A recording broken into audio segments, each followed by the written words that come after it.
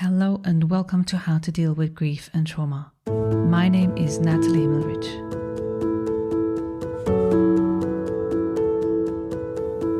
How to Deal with Grief and Trauma is completely self-funded, produced and edited by me, Natalie Himmelrich. Consider making a small donation to support the podcast. Go to bit.ly/support, capital G, capital T, and podcast. I repeat, bit.ly/supportgt podcast. Thank you so much. And for more information, please visit Natalie's website, join the podcast Instagram page, and subscribe to the newsletter to receive updates on future episodes. So David Kessler's name is known worldwide in relation to grief and probably does not require an introduction as a guest. If you have been dealing with grief and diving into the literature, you will have most likely come across his name. I have had the chance to meet David through mutual connections more than a year ago, and I've been touched by his genuine nature and his passion with which he serves the community of the bereaved for a long time now. Personally, I have read many of his books, and David also offers a lot of free resources, both to the grieving people as well as to the clinicians. I'm honored to bring you David as a guest today, and I hope together we will have the chance to hear a lot more of his personal stories and benefit from his professional wisdom. About this week's guest. David Kessler is one of the world's foremost experts on grief and loss. His experience with thousands of people on the edge of life and death has taught him the secrets of living a happy and fulfilled life, even after life's tragedies. He is the author of 6 books, including his latest best-selling book, Finding Meaning, The Sixth Stage of Grief. He co-authored 2 books with Elizabeth Kuebler Ross, Life Lessons and On Grieving, updating her 5 stages for grief. He also co-wrote You Can Heal Your Heart with Louise Hay, and he authored Vision Trips and Crowded Rooms, Who and What You See Before You Die. His first book, The Needs of the Dying, received praise from Saint Mother Teresa. He has a new online model of grief support called Tender Hearts, with over 25 groups, each as well as one of the most respected grief certification programs. And he's the founder of grief.com. So welcome, David. Thank you for saying all that. We forgot to mention that I was in the 9th grade 2 years in a row. How are you doing today? How am I doing today? You know, as we mentioned, I'm on the road. I'm working on the road, and I'm also seeing family and seeing elderly family. It's hard to see people age, so I'm in it. I'm sitting with it. I'm seeing all aspects of life. So I know a lot of your personal story and also your professional background, but let's assume that the listeners, some of them don't know. So why don't we start with you telling us how David Kessler became the David Kessler that is sitting here today? How has grief and trauma been a part of your life? Yeah. I had a traumatic childhood. My parents, I'm sure I know they loved me, but there was a lot of neglect. There was some physical abuse. There was some sexual abuse. There was a lot. And, I always say that all grief doesn't have trauma, but all trauma has grief. So even those early traumas, I have had to deal with the grief of that. Then when I was 13, my mother needed to go to a hospital a few cities away, a few hours away. And while we were there, the hotel we were in, people started yelling fire. We evacuated. We were outside the hotel watching the fire engines pull up, and suddenly shooting began. And we saw that we weren't just dealing with a fire, but we were dealing with an active shooter. It went on for 13 hours. It was one of the first mass shootings in the U.S., which we unfortunately continue to have. And, it was just so hard to deal with that loss and of safety and of my mother and of the world as I knew it. And so that changed the trajectory of my life. I always say, no one's in the fifth grade saying, "Oh, I want to be a death and grief expert." Exactly. So that really it started my own healing. And not right away. I mean, there was quite a long time I thought I was going to be damaged and broken forever. And it wasn't, and there was no help. I think the only advice I got was stay strong, which to men can feel like, I think to anyone, it can feel like don't have feelings, just Yeah. take care of everyone. And it wasn't until I got into community college that there was this course that was offered about death and dying. And I took that class and I heard about this woman, Elizabeth Kuebler Ross, and she'd written this book on death and dying. And I realized there was a language to what I was feeling. There were words to talk about it. So that's sort of my early transition into this work. So then you just mentioned Elizabeth Kubler-Ross, and one of the questions that comes with knowing you and your books is your connection. So how did that, from that course in community college, how did that transition into you being connected to Elizabeth Kubler-Ross? Well, from there, I mean, I just got there. I was taking in everything I could find, and obviously loved her work. Went into end of life care, hospice, palliative care, and grief work. And one of the things I loved about Elizabeth is, and it's interesting, she often talked about, people like, are you in death or are you in grief? And I've written books on both, and as they so relate to one another.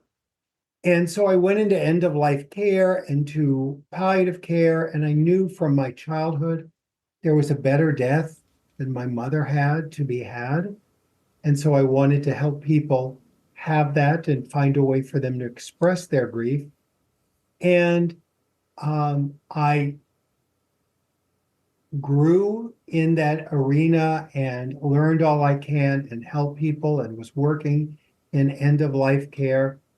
And then one day I heard about this international conference that she was going to be the keynote speaker in Egypt. And I signed up for it. I was so excited to be going to hear her. And before the conference, we heard she had had a stroke.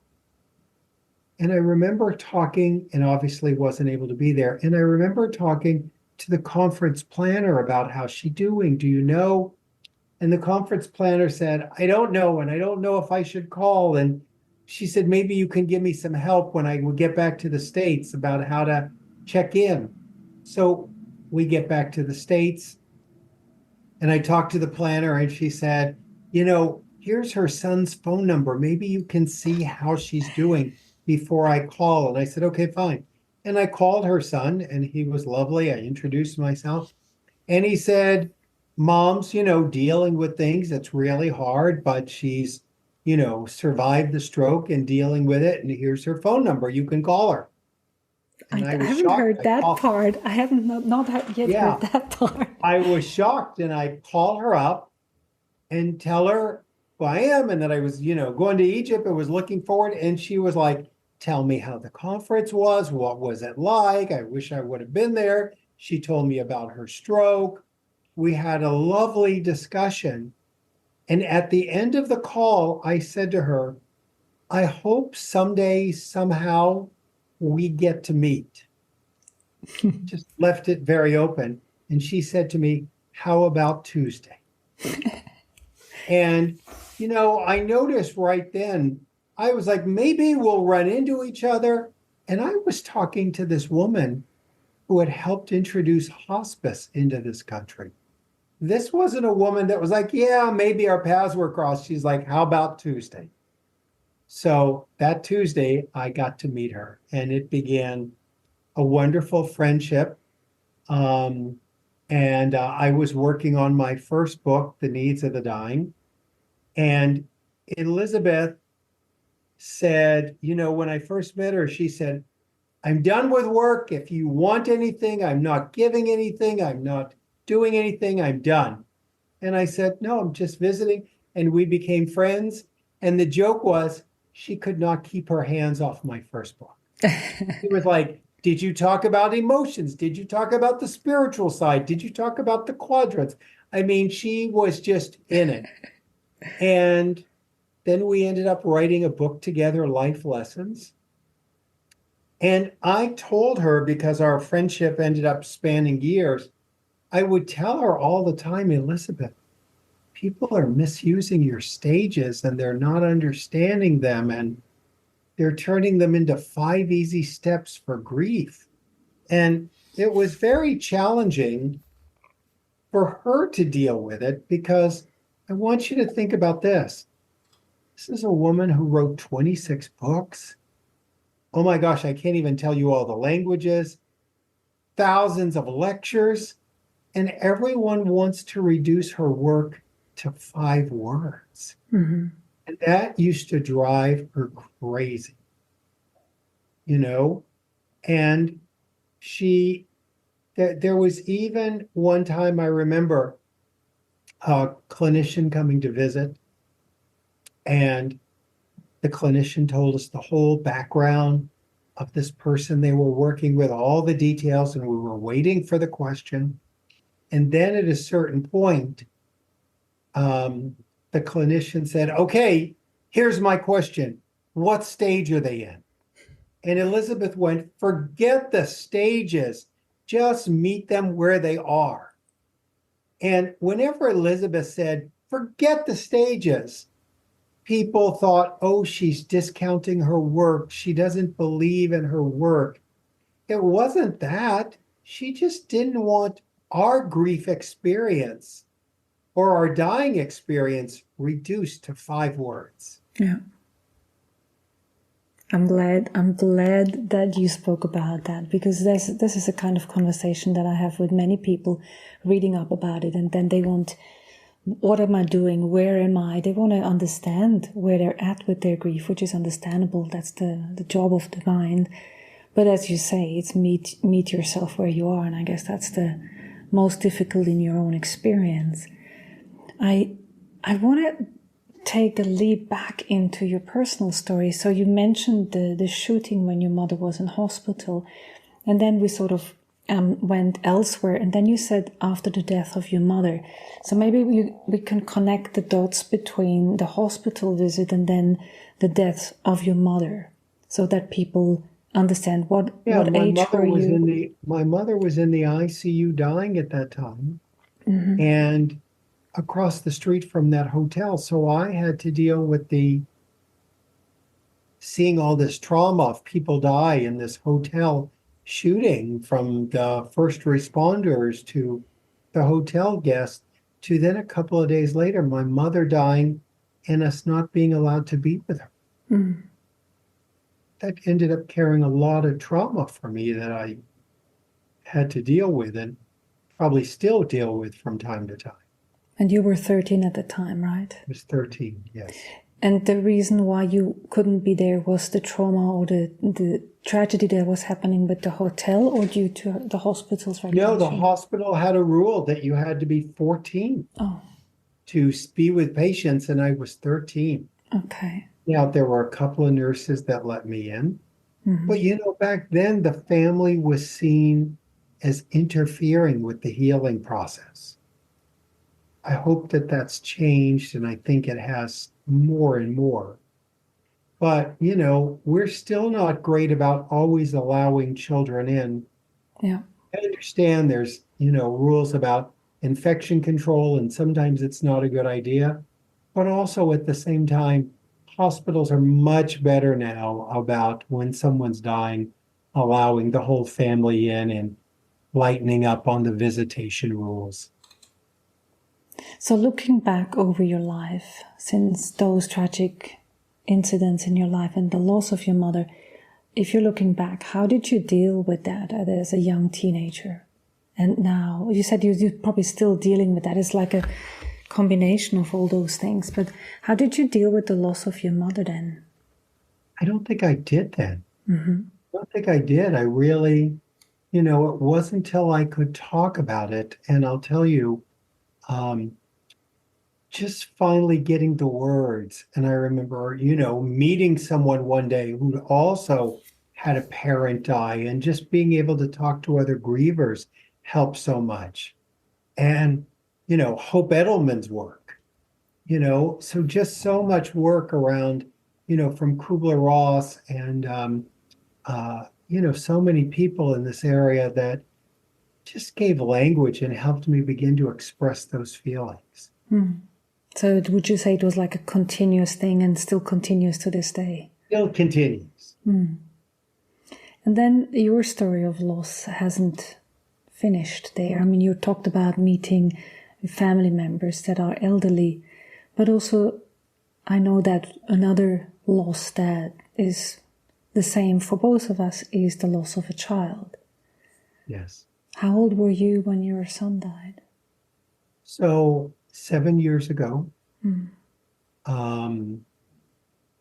I had thought most of my grief was behind me. I knew that someday when I got really old, I'd start experiencing people die again. But I thought, all my tragedies were behind me. And my work now was helping people in grief. And I have two sons, Richard and David. And David was with an incredible social worker that they were a wonderful couple. He came to my lectures. He loved my work. And we were on a vacation in Maine, and he and his girlfriend had joined me while I was teaching, and he was in the back row. And he loved my work. And about a month later, out of the blue, I got a call that he had died unexpectedly. And brutal. I wanted to write every parent I had ever counseled a note, a letter that said, I'm sorry, I didn't understand how intense the pain was. It's really excruciating, as you and so many people know. And, I had to take my own advice. I saw myself, yep, I'm in denial. Yep, there's anger. Yep, there's the what ifs, the bargaining, all those stages. And, I reminded myself, as Kuebler Ross reminded people, the stages aren't linear. There's no one right way to do grief. And I saw that, but I also had to go to grief counseling. I had to go to a group. I took out my contacts. I put glasses on. I put a cap on. I went to a grief group with other parents, and there was a table 5 feet away with my books on it. And I couldn't say to people, that's me. I'm the grief expert. I had to be the father that buried a child. I had to go to grief counseling.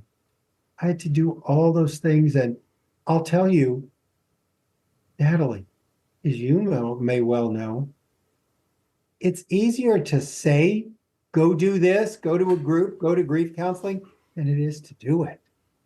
I mean, I got to tell you now, when people show up, I applaud them. It's a big deal to show up.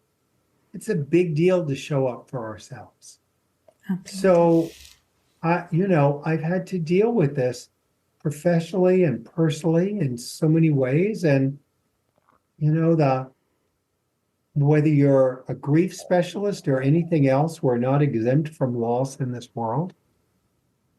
And, one of the things that helped me enormously is so much of my work over the decades has been training therapists. And I would sit in front of these therapists, thousands of them, who had been in tragedies and children had died and so many other horrible things in the world, loved ones murdered. and they became therapists and they were helpers. And they became evidence to me that life continues and we can even be happy again and joyful again. And it doesn't mean we ever forget our loved ones. There's no disloyalty in that, but they were my evidence, and I try to be other people's evidence that life can continue now as time goes on. I can so relate to you because I was dealing with, or I was helping people in the area of grief and loss, specifically with couples. And same as you, I was helping people apparently, or so they seem to think. And then when I lost my daughter afterwards and having had this personal experience, I thought, what was I doing before? How was I helping those people?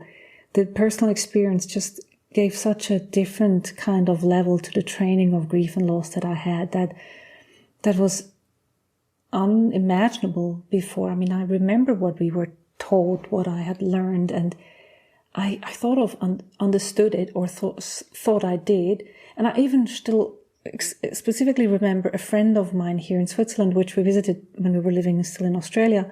And we came, and she was a mother who lost her adult daughter in an car accident. And my husband at that time said, oh my God, why is she still so distraught after 6 months? And I would say that was before my daughter died. And I said, well, she is distraught, I can understand that, but really understood it not from a heart place, but from a mental space. And then when I had my personal experience of the loss of my daughter and then through the suicide of my mother, this was just a completely different school of learning, of understanding, of embodying it, that, yeah, I think no professional training can really do for you. So I can highly relate to what you were saying about I think that. grief has a much longer shadow than we think. And now, especially in the States, there's so much talk about the prolonged grief diagnosis. Mm-hmm. And I think we often think about the TV and the movie version of grief, that it all gets wrapped up in 6 months and we're fine again. And that's not real life. And anyone in grief knows that. Yeah. I think it's beautiful how you said that the shadow of grief is much longer than we think it is, or that we want it is. And so for me, it's 12 plus years since the two deaths. I were quite close by. And even to this day, sometimes it hits me and I think, did my mother really die? That's strange. It's a concept that I know, and I'm not in denial about it at all. But it's like the brain is still making sure that this is not just a thought, but it's actually a reality. Yeah, that's so true. As I mentioned, after my son David died, and what's your daughter's name? My daughter who died's name is Amaya. Lovely, thank you. I think many times we don't understand how much it goes on. Like, I think about early grief as the first 2 years. Like, first 2 years is early grief. And I also know, as I would watch myself even go through the stages, as I went and thought about acceptance, I thought, there's no way I'm going to accept this loss. That was my first reaction. But Kuebler Ross and I wrote about that, like, there's not one big acceptance, there's many little acceptances. And, going to the funeral, planning the funeral is a little acceptance. But, even with what you were just talking about, like, when I just got to 7 years, I had to go, wow, I have to accept that he's still gone. Even in his 7th year, he's still gone. And, as I went through those and was dealing with acceptance, I was like, acceptance isn't enough. I just can't stop at acceptance. Oh, he's gone. All right, my goal is to accept that. I needed more. And that was the latest work I did in finding meaning, is to really write about what does meaning look like for people in grief? Because there's so much confusion. People go, there's no meaning in a child's death. There's no meaning in a spouse death. There's no meaning in a parent's death.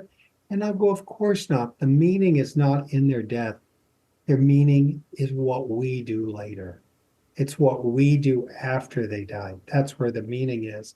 And I'm so honored that the Kuebler Ross family and her foundation gave me permission to add a sixth stage, the stage of meaning, in that book, Finding Meaning. And, one of the things I've been doing is working on a workbook for that's coming out soon.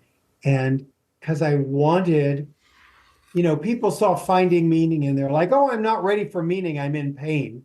And in the workbook, I'm like, okay, I'm going to show you ways to help excavate and work through the pain.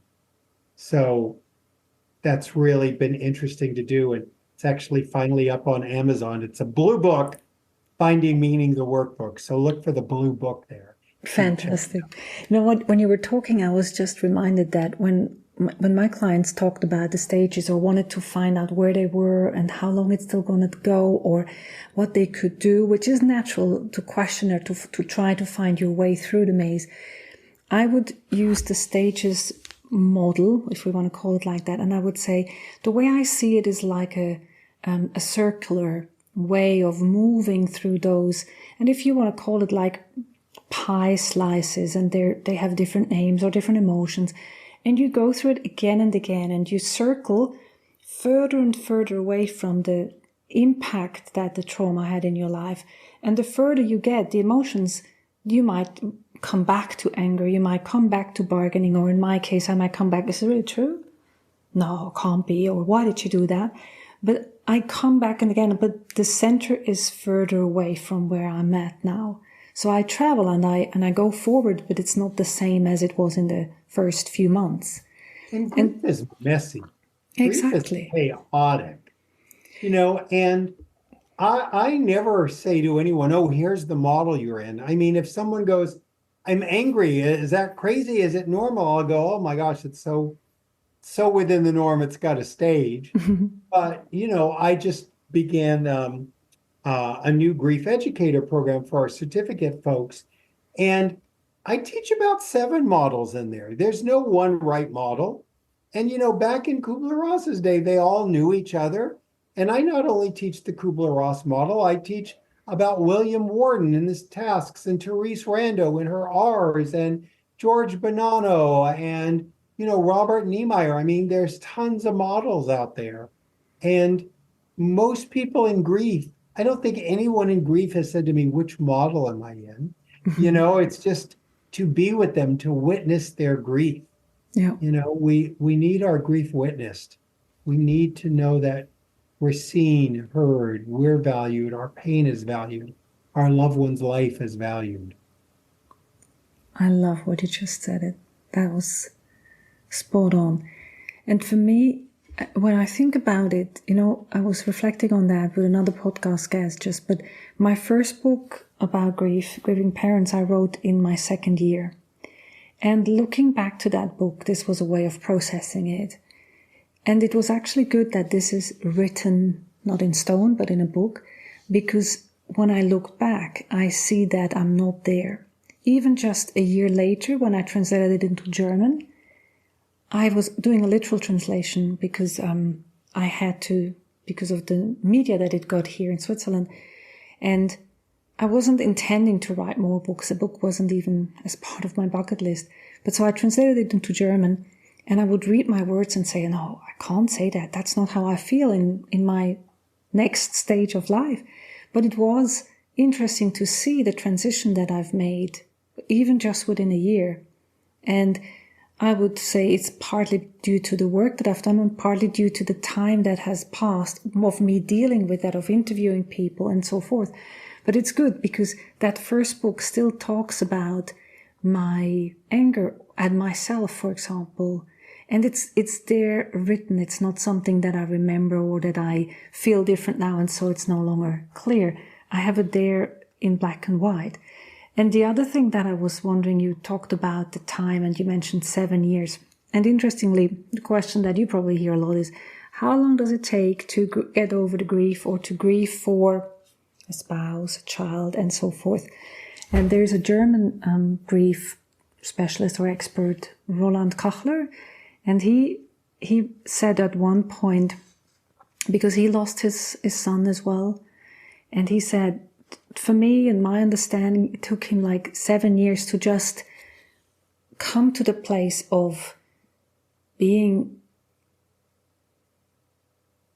how would I say that? Being at a place where it was possible to look at life again as opposed to the loss and dealing with the loss and how to live in the life without his son. Yeah, and everyone's so different. For him, it was 7 years in his mind. People will say, oh, the second year is the worst. I'll go for them. Mm-hmm. Yours might be the third year. Yours might be the first year. I mean, we all grieve differently because we all had different loved ones and we're different. To me, the goal is to eventually grieve with more love than pain. That's a mixed thing. My mother, who died decades ago, it's all love for her now. It's all love. My son, there's still pain there. And, my pain will look different than yours because we had different children who died. Yeah. We have different children who are alive. We're different people. So I always tell people, don't compare. If you're comparing, you're in your mind, and we don't have a broken mind, we have a broken heart. And to try to understand that our travels are different. When people say, how long are they going to grieve? I always go, well, how long is the person going to be dead? If they're going to be dead for a long time, it means you're going to grieve for a long time, but you don't always have to grieve with pain. Eventually, we can grieve with love again. But that takes time, and we all have to do it in our own way. I think in there lies the question of what is grief, what is grieving. And so I guess this is a word that so many people use, but it has completely different meanings to all these people using it. And as you know, if a parent loses a child, we can see the loss is the same like the child who dies. And the difference is that the mother has a different relationship to the father, to the child, and therefore their grief will be completely different because the relationship, the meaning, the stories attached to it are different for even just those parents who lose the same person at the same time. Yeah, I think it's a hard concept to recognize. When people go, which grief is the worst? I always go, yours. I don't know what it's like for you to have to say goodbye to your child. I'll never know. You're never going to know what it's like for me to have to say goodbye to my son. I'm never going to know what it's like for someone to say goodbye to their spouse after 45 years, or their parent after 70 years, or their sibling, or their twin, or their pet. I mean, we can only know our own losses. And I think sometimes people get confused about grief and think it's like a pie. And if you take a little grief for your spouse, it takes away from mine. Or you take a little for your pet, it takes away from the grief. And I'm like, no, grief isn't like that. There's enough grief in the world for all of us, and to find security in my grief. I see people who get very insecure if wait, you're going to grieve a pet? Wait, no, I've got a bigger grief. And it's like, they're not taking anything away. I even remember maybe 8 or 9 months after my son died, our dog of 17 years died.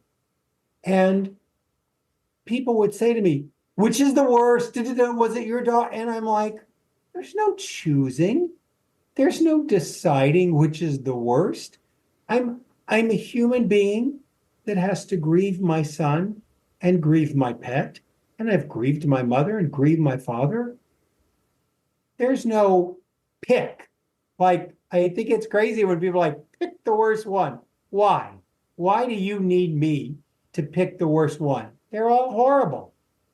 When I was 13, my mother was the worst grief. Now it's my son. I don't know what it's going to be in 10 years.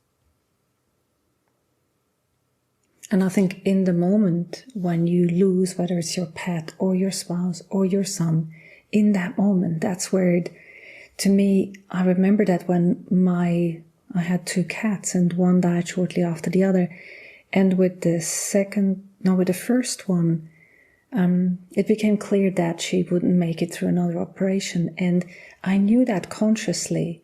But when I made the decision, that was still in the conscious mind as to we had to put her to sleep. But when it actually happened and when it dropped into me feeling for that loss, it was a completely different scenario. And I also remember we also talked about non-death related losses. So at one stage, one specific friend got estranged from me and she stopped contacting me and she stopped contact. And I remembered at that time, that was the most significant loss that came right after my daughter. Not right after my daughter, but the pain that I felt in that moment was so severe. And it wasn't something that I could conceive or understand with my mind, but I could feel it. That was there in that moment. And I think we can maybe talk about non-death related loss because they often get not recognized enough. Well, I think of everything as a death. I think a breakup is the death of a relationship in that form. Divorce is the death of that marriage. Betrayal is the death of that trust. Job loss is the death of that paycheck with those people in that place. So they're all huge losses. And, we have to, the tools are kind of the same for all of them. We have to understand they're real and feel them. We can't heal what we don't feel. And whether you're dealing with a divorce, a betrayal, an amputation of a leg, whatever it may be, the grief is real. And we have to express that. What would you say to those people experience the loss right in this moment or in early raw grief? What would you want them to know? I would want them to know early grief is a time to be self-involved, self-centered, self-reflective. It's just enormous pain, and you have to go in and be with yourself through that. There's no way around the pain except through it, I'm so sorry to say. And you're going to have to feel it. And one of the things that I hope will help you is to know that no feeling is forever. When you're in that intense pain that Natalie and I, and probably every listener here have been through, you think that pain is forever. Exactly. And I'm here to tell you, it will change, it will become different, and you will not be in the horrible pain you're in now forever. And you got to walk through it. So there's one last area that I just wanted to dive into, and it is the question of guilt. There's a lot of people that express guilt in relation to dying, to death, to loss. Maybe this survivor guilt, maybe this parents feeling guilt that they should have done something or known something. And in relation to grief, guilt and grief together can be quite complicated. What would you say about that? I think guilt is often grief's companion. I think it's there a lot of the time. I'll tell you, in my Tender Hearts grief group online, oh my gosh, we're always dealing with guilt. I think it's not a fan of using the word normal because I don't even know what normal is, but it's kind of normal to have grief and to have guilt along with it. And I think one important thing to know, and this actually relates back to Kuebler Ross's work. Kuebler Ross used to say, our mind can't conceive of death. And it wants to control it. So what I always say when it comes to guilt is your mind would always rather feel guilty than helpless. Like, I don't want to live in a world where, oh my gosh, our children could die, our spouses could die. Like, I remember working in the hospital system. Whenever someone came in from a car accident who died, everyone would go, were they wearing seatbelts? Because we want to know if we wear seatbelts, we'll always be safe. Yeah. It would unnerve us when someone came in and they died in a car accident with their seatbelts on. That's an uncontrollable world. So our mind wants to find control. And if we can go, oh, if I don't do this, if I wish I wouldn't have done that, they might have still been alive now. I'm going to control it. And it gives us a false sense of control. So, and I'll tell you, I'm so excited. I don't even mean to sound like I'm promoting, but there's so much work around guilt. I really poured all my guilt exercises into that workbook that's coming up, because I think this is really hard and it takes a lot of work to sort of untangle the guilt. It's really hard because the guilt can feel consuming and bigger than us. And I really have to take people, whether it's live in my groups or when the workbook comes out for Finding Meaning, to really walk them through ways to sort of unravel that guilt. Yeah. So thank you so much, David, for today. And lots of my listeners love the rapid fire question, which we end with. Would you be okay for that? What does grieving and trauma mean to you? Pain and healing. And healing means? The loss no longer controls you. I like that. And what have you learned about yourself through the life in terms of loss and trauma?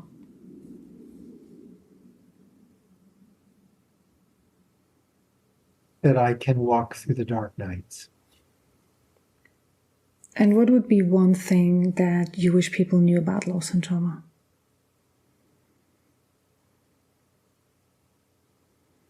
That it's an ongoing process that you go through, and ultimately it takes you back to your wholeness.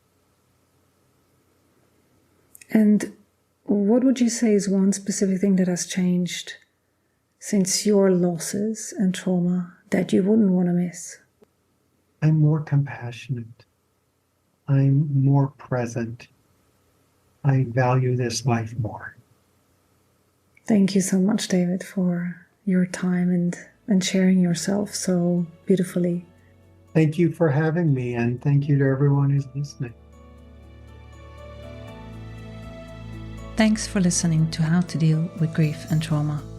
If you'd like to be updated on future episodes, please subscribe to my newsletter on nataliehimmelrich.com. If you need grief support, please contact me for a 30 minutes free discovery session. How to Deal with Grief and Trauma is produced and edited by me, Natalie Himmelrich. To support this podcast, please rate, review, and subscribe to or follow the podcast on Apple, Spotify, or wherever you get your podcasts. Thank you. And remember to keep breathing. I promise it will get easier.